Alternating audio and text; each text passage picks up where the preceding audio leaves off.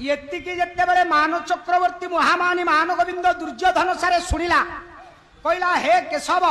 ତାହେଲେ ମୋର ଏ ଦଶା କାହିଁକି? ଭଗବାନ କୃଷ୍ଣ କହିଲେ ଦୁର୍ଯ୍ୟୋଧନ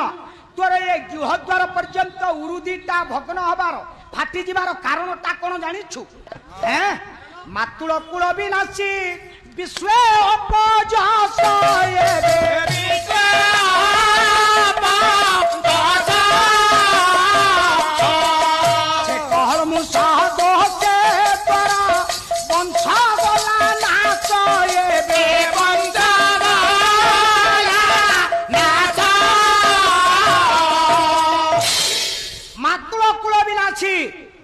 मामू वंश को जो दुर्योधन पथर कारागार तन्न तन्न करी मारिछे